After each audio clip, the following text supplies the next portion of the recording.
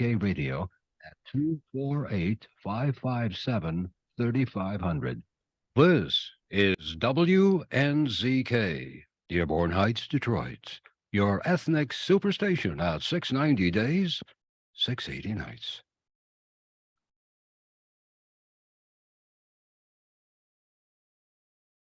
U.S. Arab Radio Network presents Season 3 of the Ray Hanania Radio Show, sponsored by Arab News, the leading English language newspaper in the Middle East. Each Wednesday at 5 p.m. Eastern, veteran journalist Ray Hanania explores issues facing Arab Americans on WNZK AM 690 Radio in Detroit and on WDMV AM 700 Radio in Washington, D.C. And now, your host, Ray Hanania. Watch the show live on Arab News Facebook page. During the past few months, we saw the deaths of 3 Saudi students in the United States, 2 the result of tragic accidents while the students were on break in Cleveland and in Montana, and a 3rd student who was the victim of homicide at his apartment in Philadelphia. Are we missing something here?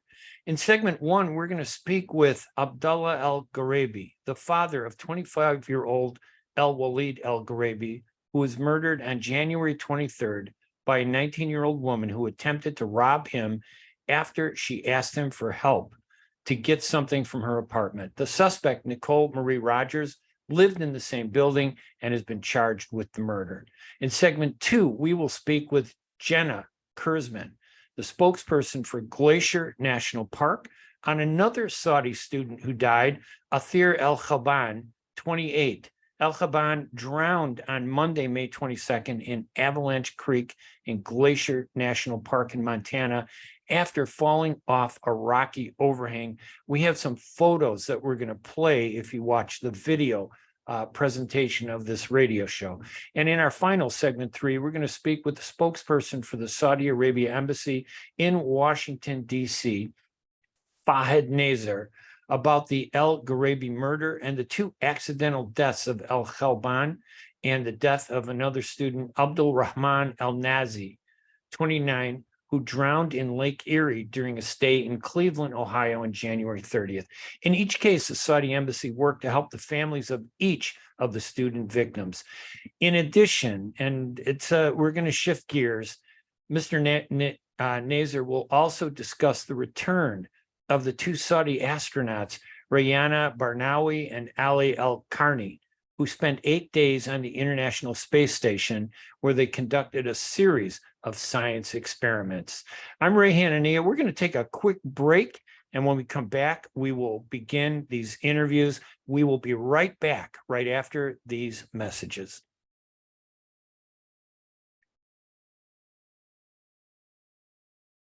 ArabNews.com, bringing you breaking news from across the Middle East and the latest on Arabs in America. Get inside the latest headlines with expert analysis and insights at ArabNews.com. Join over 5 million Facebook fans and over 10 million monthly readers. ArabNews.com, news that matters to you. Our noses can sniff out all kinds of things, good things and bad things. Your nose knows if those sniffles are just a cold, allergies, or COVID-19. So if you want to be sure, swab and test your nose for answers. It's good to know. Find testing information and resources at michigan.gov/COVID test. A message from the Michigan Department of Health and Human Services. At Top Rehab Physical Therapy Clinic in Dearborn, we provide effective physical therapy sessions in order to limit pain and discomfort. Top Rehab provides physical therapy care for any diagnosis prescribed by a physician, and we regularly see and treat conditions such as stroke, TMJ, fibromyalgia, sciatica, joint pain, and more. We use a variety of pain management methods, including modalities, soft tissue mobilization, and therapeutic exercise. If you're in need of physical rehabilitation or physical therapy, get the highest quality health care at Top Rehab. Most insurance is accepted, and we're open Monday, Wednesday, and Friday 8 to 6, Tuesday and Thursday 8 to 5, and Saturday 10 till 2. Call for an appointment today at 313 313-846-0555. That's 313-846-0555. Choose Top Rehab Physical Therapy Clinic on Michigan Avenue in Dearborn. Life's too short to be in pain. My guest today is Abdullah Al-Gheraibi. This is a very sad interview on my part and involves a very tragic story of the murder of his son, Al-Waleed Al-Ghareibi, last January 23rd inside his home in Germantown, Philadelphia. Waleed, who was only 25 years old, was a student studying in Philadelphia on a scholarship. The suspected assailant in the killing is a woman named Nicole Marie Rodgers, 19, who's from originally Columbus, Georgia.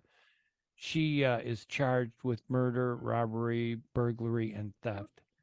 2 weeks ago, Mr. Al-Gheraibi was honored, and his son's memory was honored when he was invited to accept the graduation degree from the university that Waleed was attending in Philadelphia on his son's behalf. Mr. Al-Gheraibi, thank you for talking to us about this and for joining us. Thank you very much. Let me just start out by first tell us about your son, Waleed. Yeah, it's very difficult to describe your son. I mean, just if he's as nice as Al-Waleed, really. He's, I'm not saying this because he's my son, but that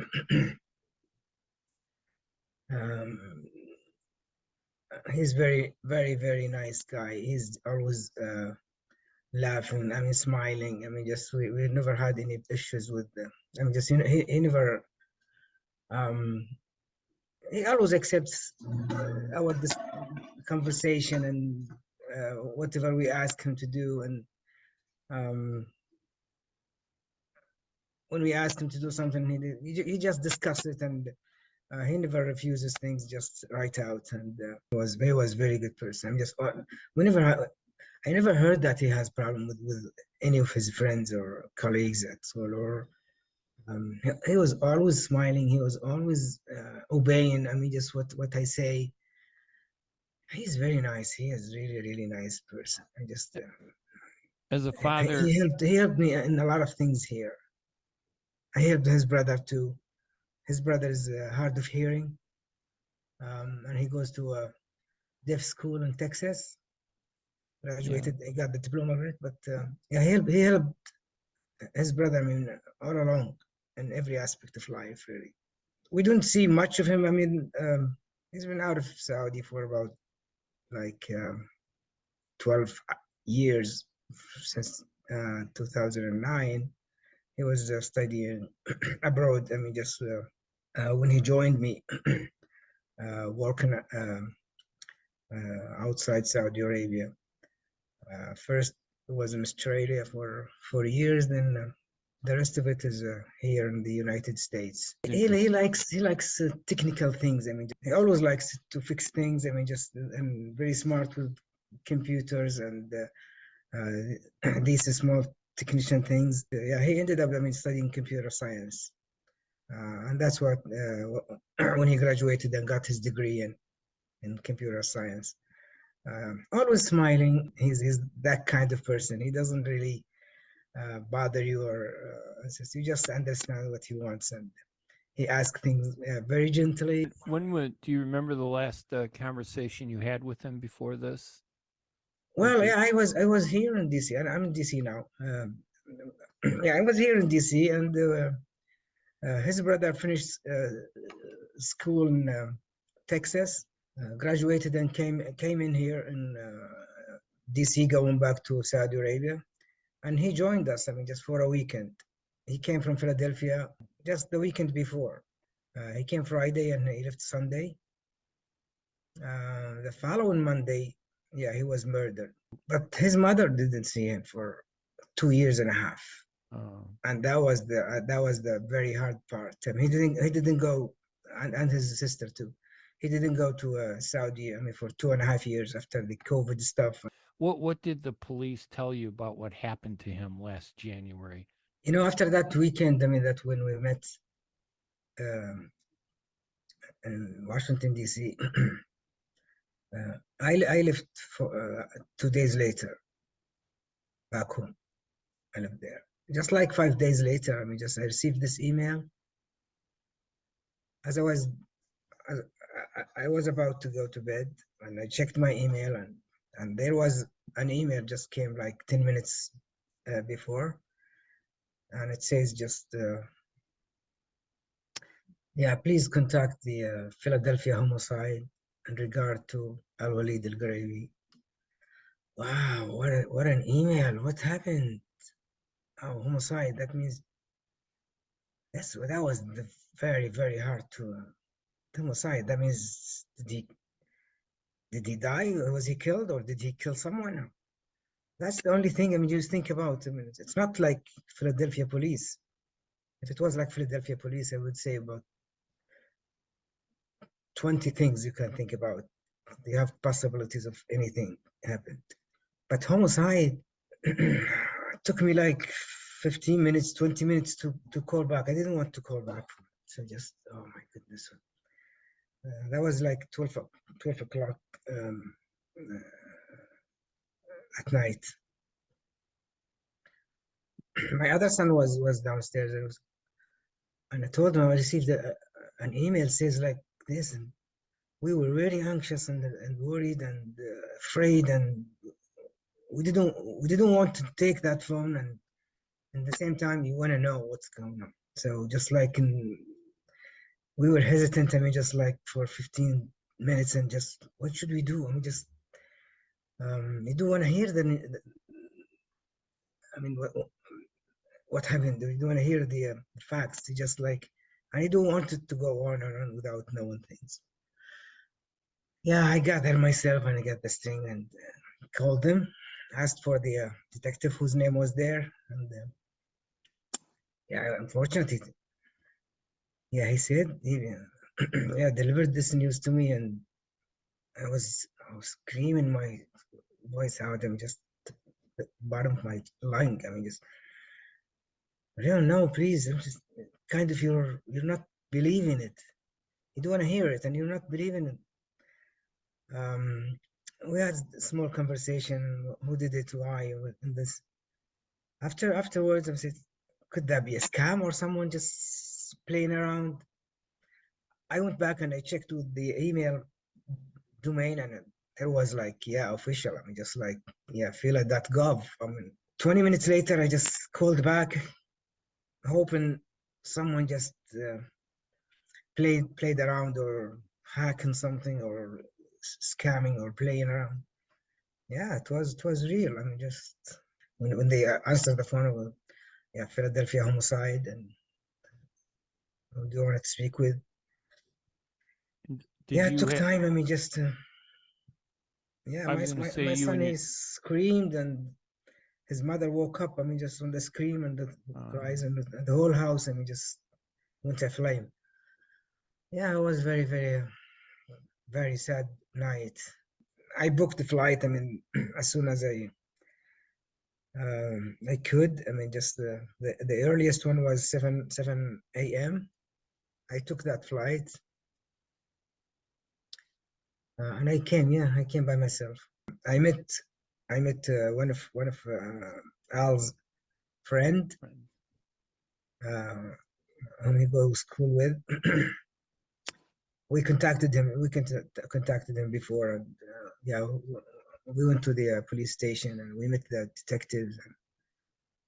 And, yeah, it was true. I mean, just that's something you have to live with. I couldn't believe it. You can't just believe it. So he's in his room. I mean, just very safe, and everybody's known in the house, and something happens. I mean, just for no reason whatsoever. I mean, just he has nothing with this lady at all. What did they say happened? Nobody knows exactly what happened, but it's just like a logic explanation from the police. I mean, just and the landlady, because she didn't speak, and obviously my son can't talk about, on his behalf. So just she tried to befriend him. I mean, just in the recent days, she tried to get close, and we understand from my son. I mean, just he was like he wasn't, I mean, he was kind of annoyed. I mean, just that she knocks the door. I mean, she's on his room on the first floor, and she knocks on his window, and she said, "I forgot the keys, and can you open the door for me?" She tried just to engage in conversation with him, and yeah, she wanted to find, maybe she wanted to find a way just how to rob him, or he wasn't interested. I mean, just Right.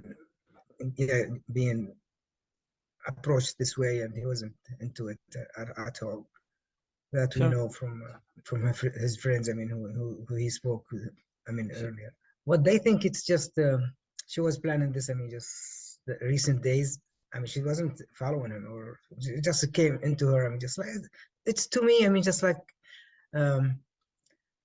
it's that many factors got together to come to this conclusion. I mean, maybe she saw what he got in his room, maybe his car too. She thought he's got money in his room, or So this some was valuable this was belongings. about robbery then, you think? This is just purely about robbery. Yeah, we think so. The police think so, yes. She studied, I mean, the schedule of everybody. I mean, nobody is home in the mornings. Everybody goes to school or to work. The only two people is him and her. And that morning, I mean, she was to check out. Yeah, she was to check out, and she asked him, probably, that's what we, I mean, just think what happened, that she asked him to help her get some stuff from her room, to help her because she was checking out, and she needs, I think she said something like she needs to help him to carry or something. Yeah. The good thing, I mean, just one of those guys, I mean, just in the third story where she stays, there is a guy, I mean, just who's a long-term resident. He's there for over 3 years. His shift changed that day. She knows he's out for work in the mornings, but that Monday his shift changed to the evening. So that morning he was there, just in front of her room. So she didn't know he was there. I heard the conversation when they were coming up the stairs. It was just nice conversation and laughs and things like this. And she wanted to make him feel at ease and off guard. And that's what happened. I mean, she most likely she walked behind him and let him walk in front of her, going to her room.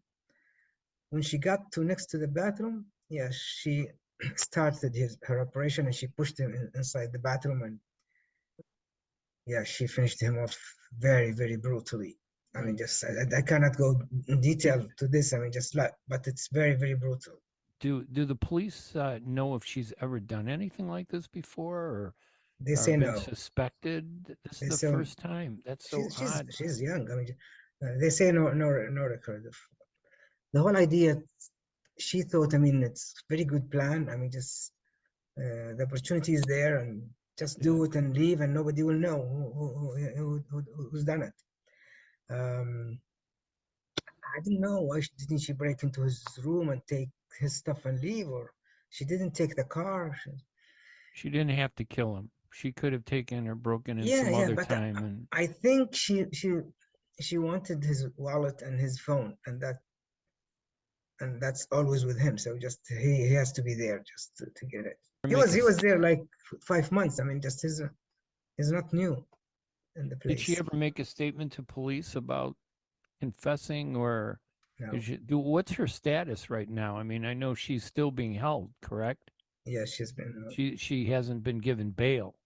No. So she's fortunately, I mean, that good. I think the judge, I mean,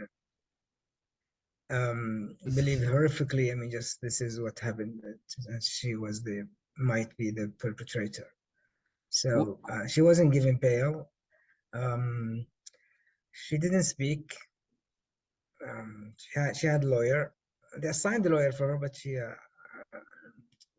she assigned another lawyer herself. So The hearing. preliminary hearing was last Wednesday, Yeah, and that was continued, correct, till yeah, another yeah, date? yeah, Do we yeah. know? No, So no, what they do you didn't continue. what do you think is going to happen? These No, cases I mean, sometimes, the preliminary happened last Wednesday. right? Yeah, that was the first meeting. With her. Yeah, she was there. She was there in court. I believe And her mother and father was there too. did anybody ever come up to you and say how sorry they were or anything? No. No, no. It's a tragic thing about these is that these cases go on so long. Are you able to, you want to stay involved and stay in touch? Now you live in Saudi Arabia, correct? Yes. In Riyadh, Mm-hmm. and Actually, I'm leaving today. and then you have to come back and forth every time for each of these things, for these the trial and everything. Yeah. Do you have any idea when the main trial will start, when she's charged? No, Because it sounds like she hasn't confessed. not yet. Yeah, that's really tough. I And think she will. Eventually, she will. That's the only way she will get. I mean, she might. The evidence is overwhelming. So I understand you got a lot of support from the Saudi embassy. It was very supportive to help you and reach out to you. And can you tell us a little bit about what were they able to do? I came 4 times for this. So far, the preliminary hearing was continued twice, which means postponed twice. So yeah. So every time every they have time a I come. preliminary hearing, you have to come and then they postpone it, then you leave. And it just seems like the burden is on your family more than it is on the person who's accused of committing the crime. Yeah, unfortunately, that's what happens. I'm just so sad to hear that. But I know the Saudi embassy Yeah, they do. provided support. They do. I mean, they follow up with them. They have in contact with the with the detectives. They have from the very beginning, and they came and the very first night, and they met them before I was there. When I was in my way, they came. They met the detectives, and they knew. They helped. I mean, just we carried his body back home. I mean, on the government's expense. They follow up with the lawyer, and yeah, they have their legal team. I mean, just following up, and Good. I have a good contact with them. I mean, just So they even helped with bringing your son back to Saudi Arabia then. yeah, Wow, yeah, it's that them was who yeah, that's what they do. I mean, in similar cases, yeah, they They're bring back the body home and without us paying anything really. I just it's very expensive, and really I really thank the government. I mean, just they've taken all the financial burden on it, wow. but That still, I mean, just emotionally very hard on us as a family. We need to see the end of it. I mean, just we right. need her to get what she really deserves. I mean, just not, you think something might happen along the way with the court and lawyers and stuff and jury, and you're it's not going to be easy. I mean, just it's not going to be easy, but we hope she gets what she really deserves. What she deserves is is a life without possibility of parole. That's what, right. yeah, what she really deserves. But what will happen, I don't know. Well, It goes a lot of hurdles that we have to jump.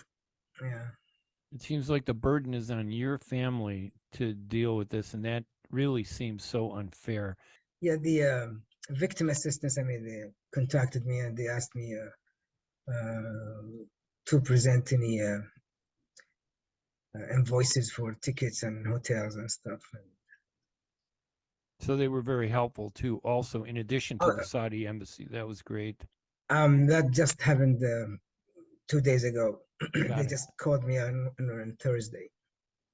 for doing Yeah, this. this sounds like it's going to be a long process. That's the terrible part about this, Yes. because I know how these go. Now, you were As at if, it, the as if it's not enough that you lose a son. yeah. Yeah. Now you were just at the university accepting the degree. Tell me that Yeah, experience. I How mean, did just you the university feel was, standing up university there? just was very, very annoyed, and they were very appreciative of just of his work, and they are really honored him, and they are. We feel that they are feeling very sorry that happened. It happened. I mean, just without him doing anything to her or to this tragedy. I mean, just he didn't take any part of it whatsoever. I mean, just no argument, no fights, no nothing. I mean, just no.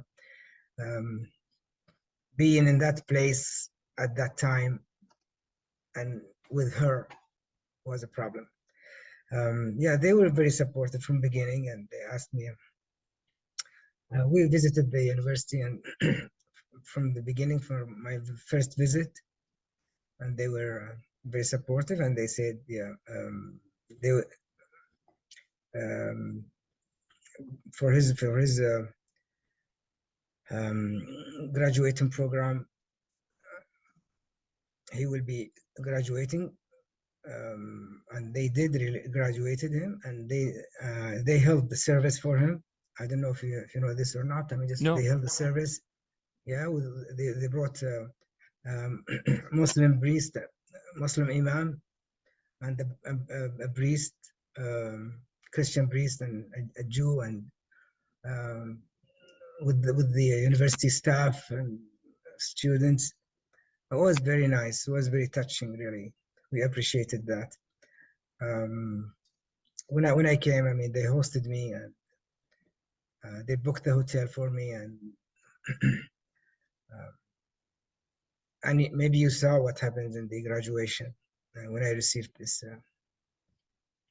his diploma. It was very touching. I mean, Yeah. it was very good for me, very, very nice for me. I know he's not gonna work on his degree, or it's just like yeah, simple things. I mean, just for his legacy and memory. I was happy at that ceremony, even though he's not. I wish he received his degree by himself, but yeah, that's what happened, and you have to live with it. This is a terrible thing to go It through. is very, very terrible. I mean, Yeah, very Allah needless, yarhamah. very needless. I mean, it didn't come from the neighborhood, or didn't come from the street. It didn't. Nobody jumped in, broke into the house or tried to steal. No, it's someone from within. I mean, she was known. She came from all the way from Georgia, and it's just his fate. I mean, just you didn't believe. I mean, just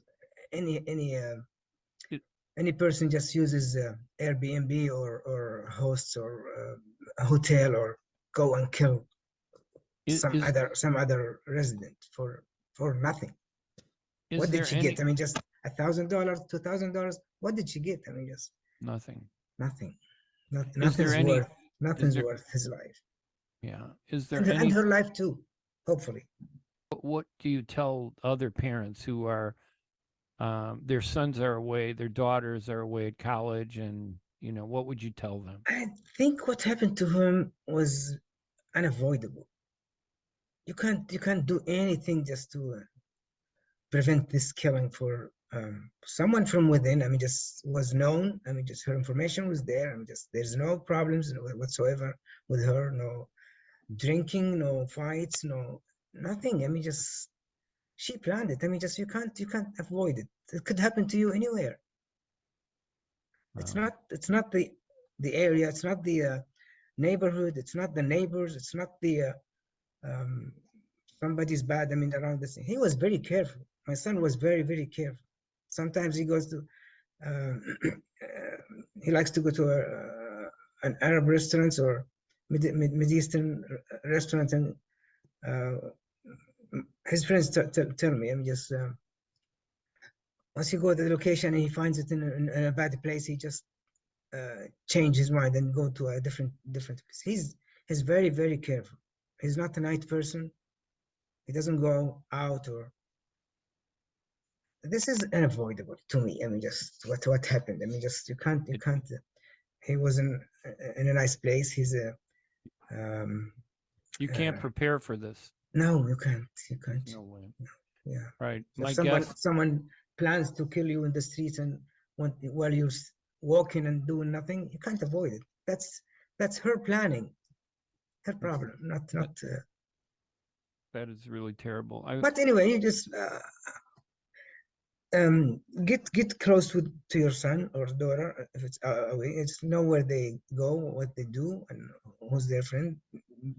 To be very careful, not to trust anyone. But when things like this happens, I mean, just you cannot do anything to it. All right. Yeah, you hope. I mean, just you will see your son or daughter and just graduating and coming back. That didn't happen to us, and he was just that much from finishing and going back home. That's really sad. Allah yarhamu. He has his fiance. He's planning to get married, and I'm building an apartment for him, and he was following up, and he chose everything in the apartment, the colors, the tiles, and the doors, and everything. He is very eager to come back and for his apartment, to get married, to get employment, and everything's good for him. I mean, just in the next year. I'm so sorry. Thank you, Mr. Abdullah Al-Gheraibi. This is a very difficult interview, and it's a very sad story, and we offer our condolences to you. Al-Waleed sounds like a beautiful son that anybody would be proud of, and just so nice from the way you described him. And this tragedy could almost happen to anybody. And I'm just so sorry that it did happen to you. Thank you very much. Thanks a lot, Ray. You're welcome. And we're going to take a quick break. And when we come back, we're going to discuss with our second guest, Jenna Kerzman from Glacier National Park, who's going to be talking about another Saudi student, Atheer Al-Khalban, who drowned in Avalanche Creek at Glacier National Park in Montana. I'm Ray Hanania. We're going to take a quick break, and we'll be right back right after these messages. ArabNews.com, bringing you breaking news from across the Middle East and the latest on Arabs in America. Get inside the latest headlines with expert analysis and insights at ArabNews.com. Join over 5 million Facebook fans and over 10 million monthly readers. ArabNews.com, news that matters to you. Were you recently at the emergency room, urgent care, or at your doctor's office being told you need a hand, wrist, or elbow specialist? At the Katranji Hand Center, we offer the latest techniques in hand, wrist, and elbow care. From sports injuries to work injuries to everyday hand, wrist, and elbow problems, the specialists at Katranji Hand Center are here to get you back on track. Call us in Troy today at 248-869-4263 or visit us at katranjihandcenter.com to schedule your appointment today. In a perfect world, everyone would be a perfect driver. Hands at 9 and 3, everyone. 9 and 3. Everyone would follow all the rules. Please go ahead and merge. I'll make room. Thank you, fellow driver. And nothing unexpected would ever happen. Even the squirrels would know the right time to safely cross the road. In this perfect world, you wouldn't have to wear a seatbelt. But in case you hadn't noticed, we don't live in a perfect world. About 1,000 people in Michigan die each year in vehicle crashes, and thousands more are injured. Wearing your seatbelt reduces your risk of death in a crash by 45% in a car and by 60% in a pickup truck. So until we find a perfect world to drive in, make our imperfect world safer by buckling up. A message from the Michigan Office of Highway Safety Planning. Ziyad brand, quality products from our family to yours. Ziyad Brothers Importing offers the finest quality products, including brands like Sultan, Kraft, Nestle, Hook, Rico Picon, Donna, and many more. Ask your retailer to carry these fine products because you deserve the very best. For more information, visit our website at www.ziad.com. That's www.ziad.com. Ziad, quality products from our family to yours. Saudi student Atheer Al-Khalban, who was 28 years old, apparently fell off a rocky overhang over Avalanche Creek River at Glacier National Park on Monday, May 22nd. The 28-year-old student was studying in Kansas for a PhD in English language. I want to welcome my guest, Gina Kerzman, the Public Affairs Officer for the National Park Service, which oversees Glacier National Park in Montana, to share with us what happened. Welcome to the program, Gina. Thank you. Yes, thank you for having me. And sorry, it's under these types of circumstances. Tell us what we know about Atheer's drowning. What were the circumstances that what happened? Atheer was hiking a very popular trail in Glacier National Park that is known as the Avalanche Lake Trail. And sometime during her hike, early on in the hike, she went near the water. Nobody saw what happened exactly, but she ended up going in the water. And she was swept down through the Avalanche Creek Gorge and was pulled from the water by visitors who saw her in the water down below. Now, she apparently was with some friends, but they hadn't seen her disappear. And I think she was discovered by other park visitors in the water at Avalanche Creek down the gorge, correct? Correct. It can happen so fast. There was, in our interviews, the rangers' interviews with her friends, they did not see her go in. They had video of her 2 minutes before the 911 call went in. She was walking behind them along the creek. And, you know, it can happen in just a second when you have running water that's running at the levels that it is right now in Montana and in the park. We've got it's spring runoff time. So it can happen quickly. And I saw pictures of the gorge and the trail, which I'll show during the interview. The gorge is so narrow and it looks dangerous. Tell us what happened. Some other visitors who were down below, so she fell in above the gorge, above the falls there. And then the people who are down below on the Trail of the Cedars Trail, which is a boardwalk before you branch off and go on to the Avalanche Lake Trail, saw her in the water, pulled her from the water, called 911. And my understanding is they tried to revive her using CPR. And, you know, I know how beautiful the parks are. I've been to several of them. They're just phenomenal. But there's always a danger where you get too close or you get off the trail. I know nobody saw it, but it sounds like she may have gotten off the trail, got too close to the edge and slipped and fell in. And from the photo, you can see how it might not, you know, it slopes down with the roots sticking up. Anything could have happened. Yes, it's a very rocky area, large boulders. Sometimes you'll see people standing up on the boulders or sitting on the edge of boulders, looking down in the water, or people, you know, getting close to the edge. And of course, it's speculation as far as what happened, but she definitely had to go off trail to be able to get that closer to the water and to get into the water. Her friends said that she enjoyed being near and in water and would often call to them and want them to follow her in her adventures. And so, but in this situation, she was alone. How unusual is something like this? We have over 400 parks in our system. They're all different. Some of them, you know, you go see monuments. They don't all have water in them. Okay. But how often does that happen? Well, I would like to say that it doesn't happen very often, but unfortunately, the #1 cause of death in Glacier National Park is drowning. So we have a lot of people who just don't, they underestimate the danger involved with the waters. A lot of people are drawn to the waterfalls. They get drawn in and I think a little bit carried away with being overwhelmed with the beauty of the park and just don't take into consideration the precautions that they need to. And So every year we have fatalities in the park. Last year, I think we had 7 fatalities. And number 1 cause of death in the park, like I said, is drowning. Number 2 is falling. People being up on high levels, either mountain climbing or just being at high elevations and falling. We've also had people who, during this time of year, try to hike on trails that still have snow cover on them.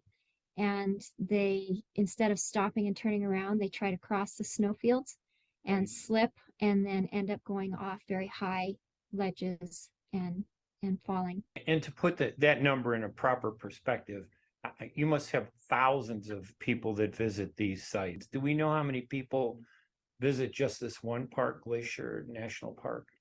Yes, we have around 3 million visitors a year. Wow. And of those 3 million, the majority of them come during the months of May through October, because the popular portion of the park, the Going to the Sun Road, is only open during the summer months because it goes up over the Continental Divide and is covered by snow for a majority of the year. So we get a lot of visitors in a small amount of time.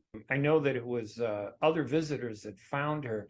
And I know that the people that were with her didn't realize that something had happened to her. How were you able to make the connection with the people she was with? And then, of course, being a foreign student, did it make it difficult to reach, the family and, her friends? I am not sure, Ray, how the Rangers identified her. I haven't read all of the reports on how that came about, but I will tell you that it was not long before the friends, I think, realized she wasn't there, and they probably heard the commotion when the other visitors were pulling her from the water. I'm not sure about that, but they probably realized fairly soon and started looking around to see if they could find her. Perhaps they backtracked on the trail to see if they could find her there. We always assign a family liaison officer who is trained in these types of tragedies to work with family and friends during this time. And so we worked with the Saudi Arabia consulate to be able to contact family and relatives. So we did go through protocol for working with our international visitors. And in this case, unfortunately, with this young lady from Saudi Arabia. Anything else at all that you wanted to add? I think that we've pretty much established that there was no foul play. That what they said is there's no indications of foul play. The only other thing that I would just say is that we ask visitors to take extra precaution when approaching areas with water, especially during spring runoff events. All right. My guest, Jenna Kerzman, the Public Affairs Officer for the National Park Service, which includes Glacier National Park in Montana, helping us with some information about the tragic drowning of a Saudi student who was attending college at a university in Kansas, Atheer Al-Khalban. Jenna, thank you so much for joining us today. We really appreciate it.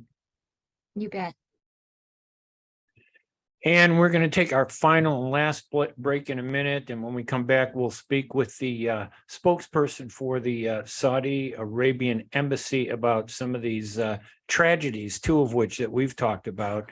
There was another one that took place in Cleveland where a young man drowned there. And we will talk with him also. And it's hard to transition like this, but we're going to talk about the recent mission of the 2 Saudi astronauts to the International Space Station, who just returned, I believe, this past day or 2. So I'm Ray Hanania. We're going to take a break and we'll be right back with more interviews right after these messages. ArabNews.com, bringing you breaking news from across the Middle East and the latest on Arabs in America. Get inside the latest headlines with expert analysis and insights at ArabNews.com. Join over 5 million Facebook fans and over 10 million monthly readers. ArabNews.com, news that matters to you. Life for Relief and Development has now been rated as one of the best charities for humanitarian aid. Life's humanitarian projects span the globe, and Life is celebrating its 30th anniversary of providing essential life-saving aid to people and communities in 36 countries, regardless of race, color, religion, or cultural background. Where there is life, there is hope. And when disaster occurs here or around the world, including being one of the first responders to the Turkey-Syria earthquake crisis, Life for Relief and Development rushes in to provide food, medical aid, and shelter to those in need. We are looking to help the earthquake victims, and we take 0% overhead on emergency donations. So please help improve these efforts. Learn more about our involvement to help the helpless and bring hope where it's needed most. And make your tax-deductible donation to Life for Relief and Development now at lifeusa.org or call 248-424-7493. That's 248-424-7493.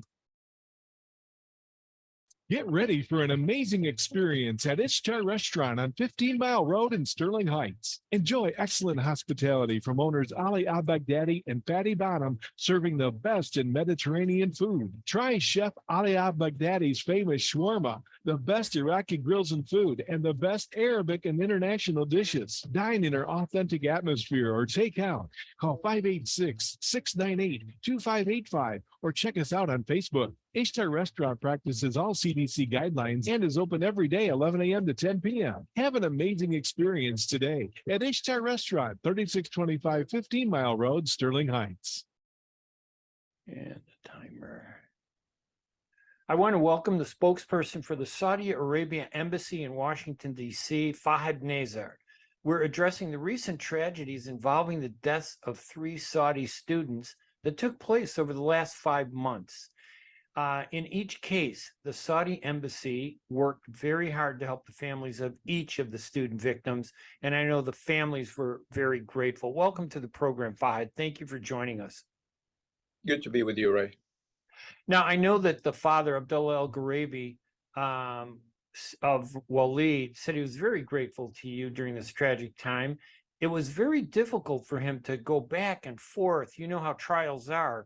And cases, they're proceedings, then they're postponed, and then you don't know when they're going to come up. He traveled 4 times, and he said that he couldn't have done it without the help of the Saudi embassy, that you came through for him.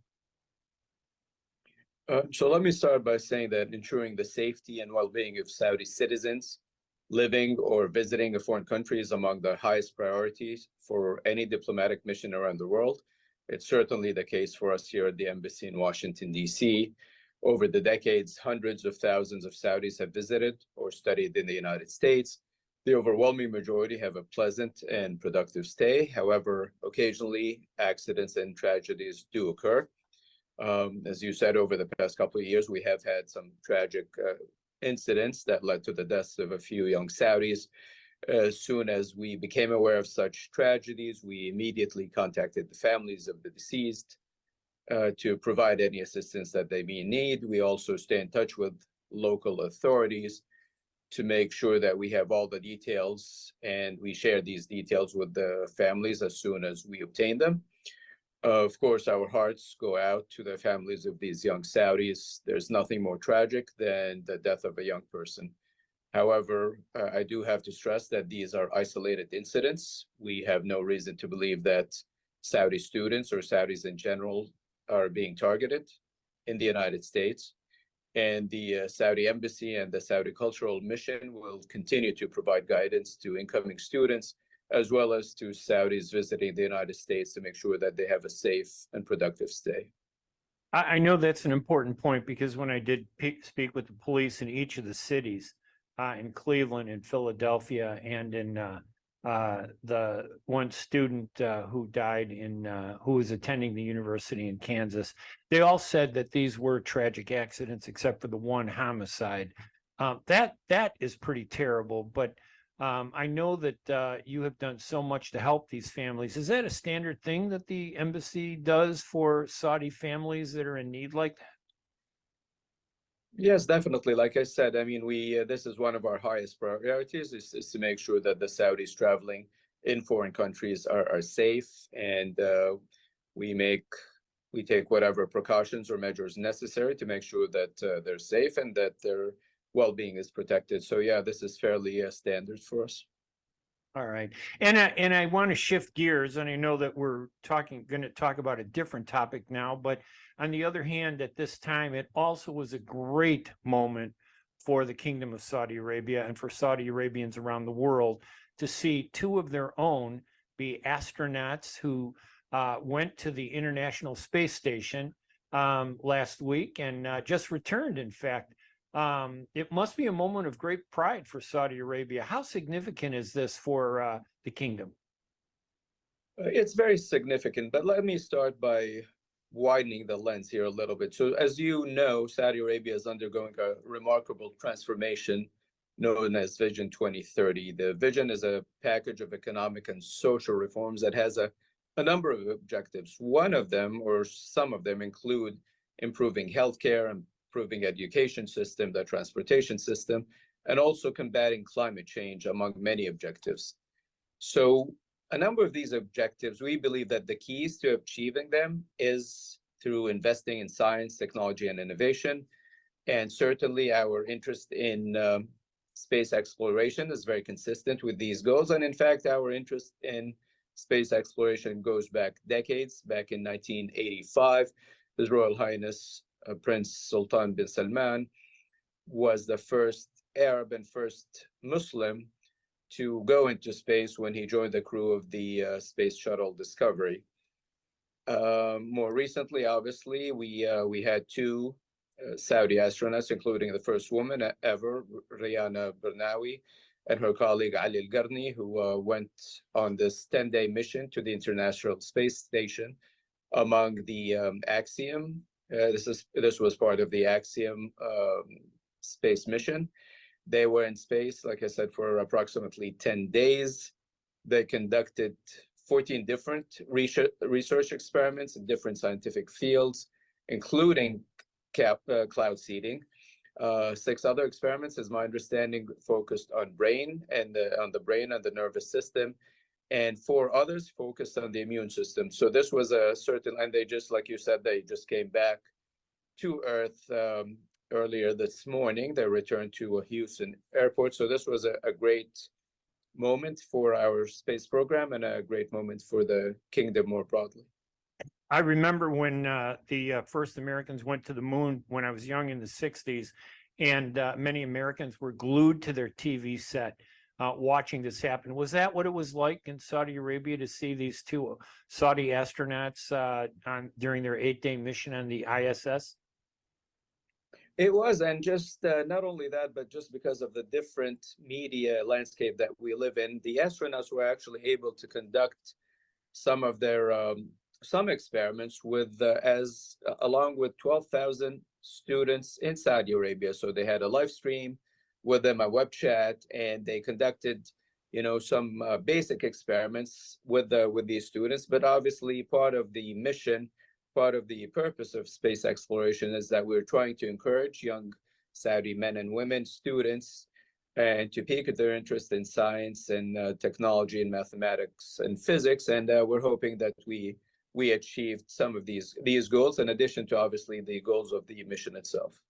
And does KSA, does the kingdom have plans for their own space missions, for future space mission travel?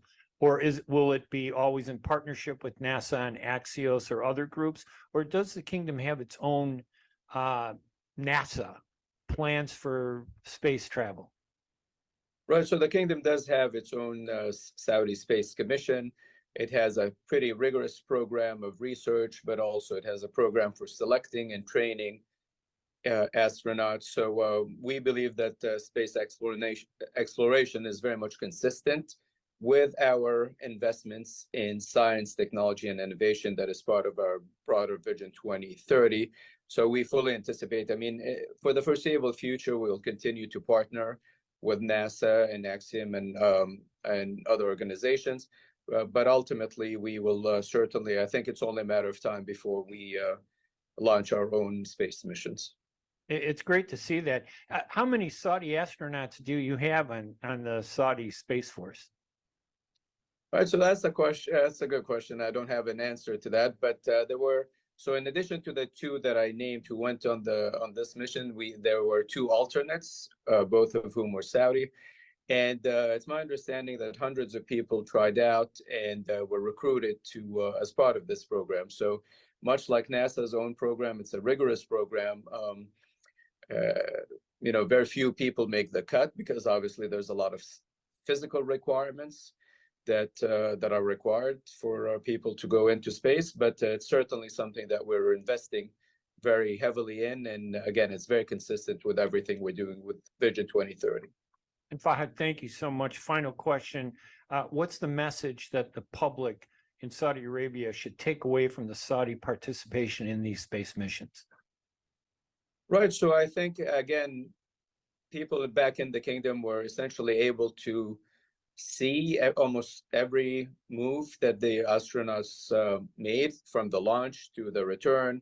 The astronauts, like I said, did a few web chats and live streams with the Saudi students. Much of their experience was captured on camera. They shared everything from what they ate to their quarters to including some of the experiments.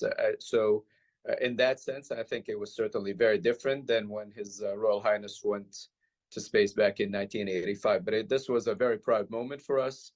And I think it was an indication of the commitment of our leadership to science and technology and innovation. And we're certainly hoping that it will encourage a lot of young Saudi men and women to go into whether it's space exploration or other scientific fields going forward.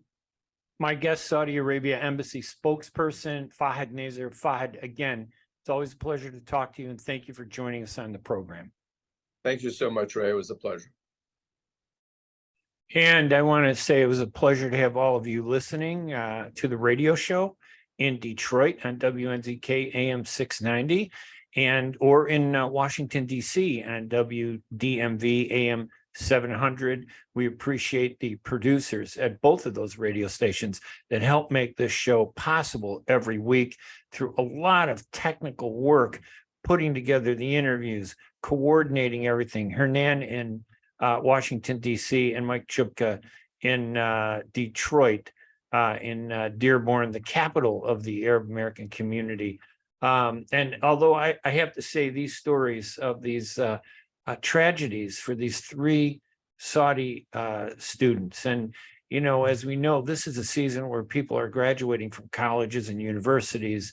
It's a time when you expect happiness and cheer, and you want to see young people doing very well.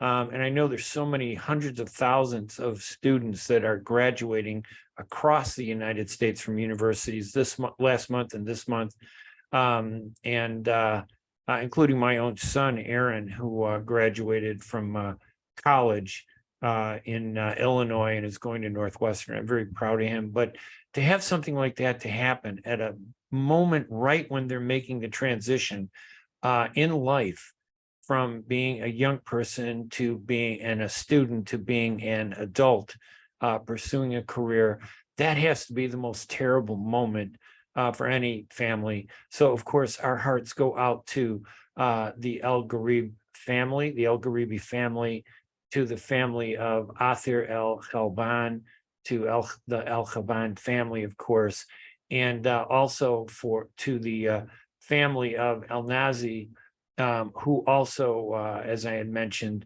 was the third Saudi who had died during another accident, when Abdulrahman Al-Nazi, when he was in Cleveland on a break from school. So it was really terrible. Now, our show, as you know, is podcast. You can go to arabnews.com and you could find the podcast there if you want to listen to the audio podcast. We post these on YouTube, where you can watch these interviews on YouTube. Just look up Arab News or Ray Hanania. And of course, I urge you to go to arabnews.com to read all of our news stories, our columns, our insight into the many events that happen to Arab Americans. Our focus, anyway, of this radio show is on Arab Americans in the U.S.